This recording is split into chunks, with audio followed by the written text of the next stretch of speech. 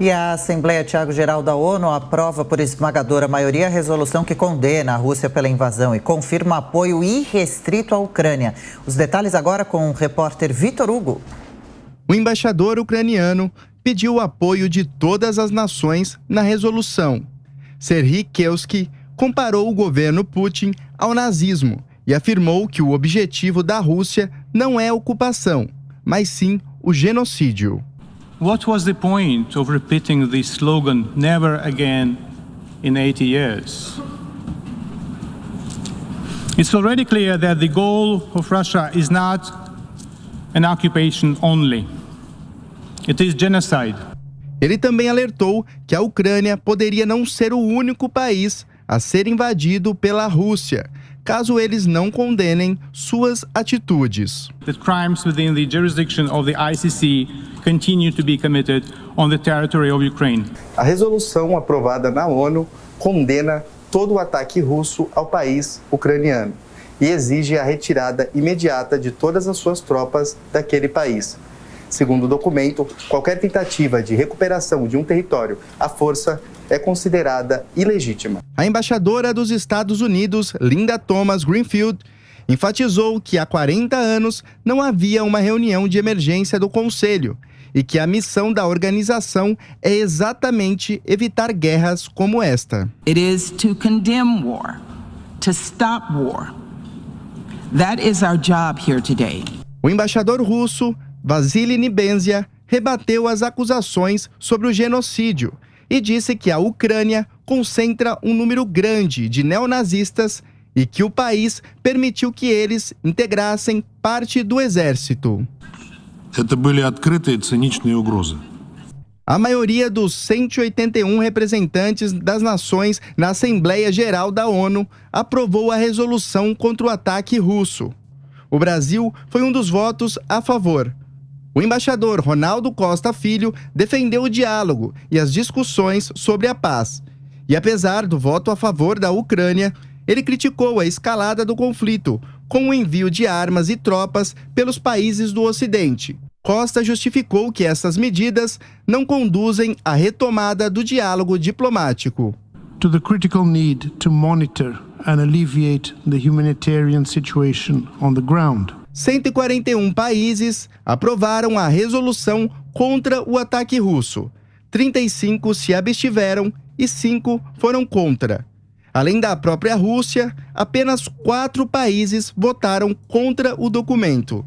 Belarus, que tem sido parceiro da Rússia desde o início dos ataques, a Coreia do Norte, cujo alinhamento político e ideológico sempre esteve presente em relação ao Kremlin, Eritreia e a Síria. Outros países como China, Cuba, Irã e Venezuela, que também têm proximidades com o governo russo, se abstiveram.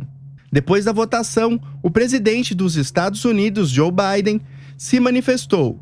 Segundo ele, a Rússia queria dividir a OTAN e a Europa, e que agora o presidente Putin está isolado e o mundo livre unido.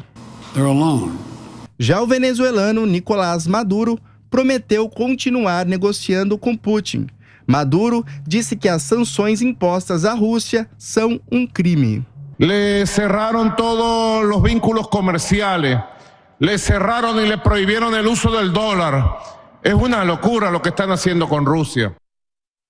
Bom, o professor Acácio Miranda, advogado, professor de Direito Internacional aqui conosco, também os nossos comentaristas, o Diogo Schelp e Ricardo Salles. Professor, eu pergunto o seguinte, eu junto as duas questões, né? A gente ouviu o pronunciamento do ministro das Relações Exteriores da Rússia e também essa decisão da ONU. Eu pergunto, de um lado você tem a Rússia que ataca o Ocidente dizendo que tudo o que acontece, a culpa é do Ocidente, é da ONU, e o ponto de vista da ONU é de condenar essa ação da Rússia na Ucrânia. Eu pergunto, professor, o senhor acha que é possível, assim que se esgotarem todos os recursos da diplomacia, será que o lado ocidental pode aumentar o tom e até mesmo pegar em armas contra a Rússia? Será que essa é a grande preocupação que a gente pode viver nos próximos dias, nas próximas semanas, professor? Acho pouco provável, Tiago. E acho até, para corroborar o que digo, importante nós observarmos uma questão.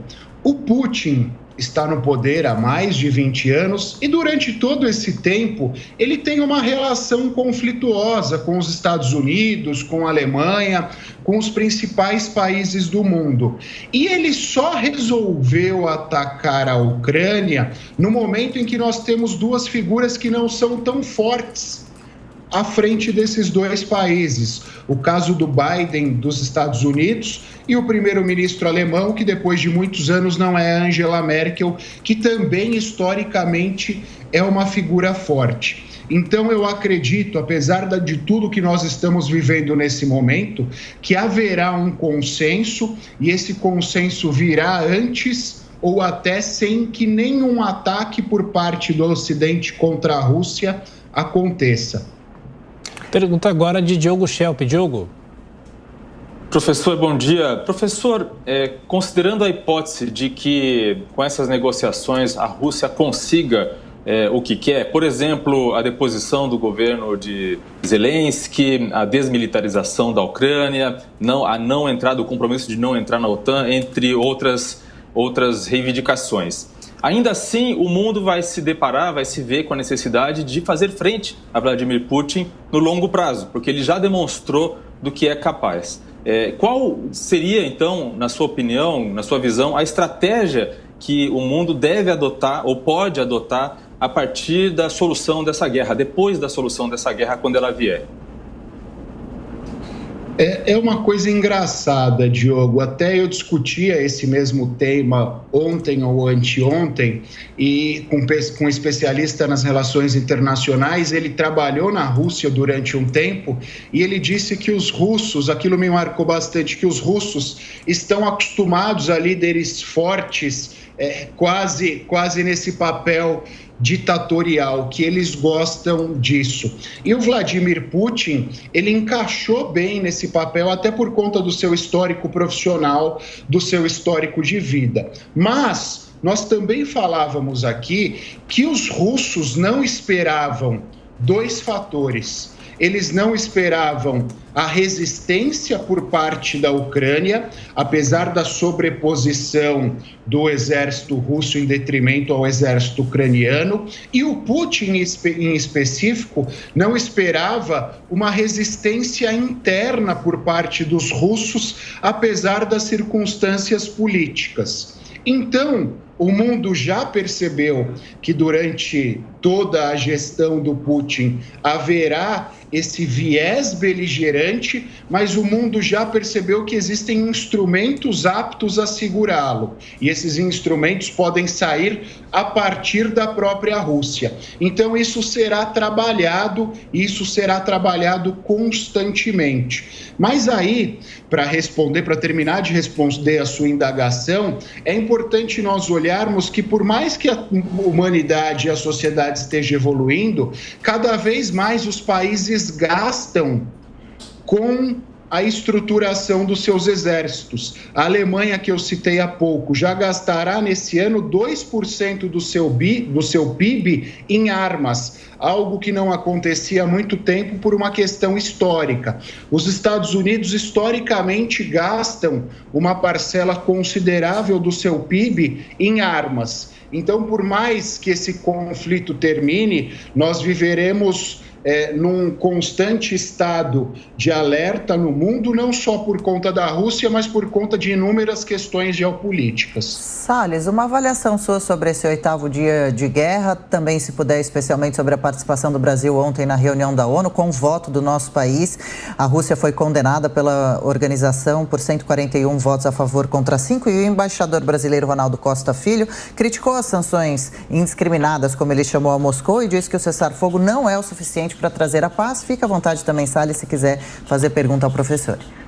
De fato, esse aumento do envio de equipamentos, aliás, eu gostaria de perguntar ao professor se esses equipamentos todos que foram anunciados, caças, mísseis, etc., estão chegando efetivamente em solo ucraniano ou, por enquanto, ficou só no anúncio. Mas, para além dessa pergunta, eu tenho visto países, por exemplo, a Geórgia e outros, dizendo que uns querem aderir rapidamente à União Europeia, como se isso fosse garantia de uma eventual, de prevenção de um eventual ataque de Putin, outros, eventualmente, a adesão à própria OTAN. Como é que tem sido a análise em relação à adesão de países à OTAN e à União Europeia como estratégia de proteção a invasões futuras? Em relação à Ucrânia especificamente, Salles, o último pedido formal para que a Ucrânia ingressasse na OTAN aconteceu em 2008. Com a ascensão do atual presidente ucraniano ao poder, as negociações começaram, mas são negociações bastante formais que costumam demorar anos e anos. Então não será algo tão recente. Outros países que compunham a antiga União Soviética demonstraram também interesse na entrada na União Europeia, mas aí a coisa inverte. Os países que compõem a União Europeia hoje não têm, e isso tem sido demonstrado nos últimos tempos, o interesse na entrada desses países, especialmente a Geórgia e outros países pequenos ali que faziam parte da União Europeia. E é uma questão bastante pendular, tanto na Ucrânia como nos outros países que estão ali próximos à Rússia e faziam parte da União das Repúblicas Socialistas Soviéticas, uma vez que, de acordo com quem esteja no poder, eles têm uma tentativa de aproximação maior com o Ocidente, é o que acontece hoje com a Ucrânia, ou, a depender quem esteja no poder, eles têm uma afinidade maior com a Rússia, que é o que aconteceu há um tempo atrás com a própria Ucrânia. E nós falávamos que os países que hoje compõem a União Europeia não têm o interesse na entrada destes demais países próximos à Rússia por uma questão muito de direitos humanos. Há, por parte desses países, uma interpretação relacionada aos direitos humanos e aos direitos internacionais, ainda com um pezinho naquilo que acontecia na União dos países das repúblicas socialistas soviéticas, ou seja, os países que hoje compõem a União Europeia seriam cobrados no seguinte sentido: olha, vocês admitiram países que não respeitam os direitos humanos, vocês admitiram países que são pouco democráticos, então, diante disso, vocês não podem cobrar outros países. Então, dada a fragilidade dessas relações, a Rússia ainda acaba se sobrepondo em relação a estas repúblicas que compunham antigamente a União das Repúblicas Socialistas Soviéticas.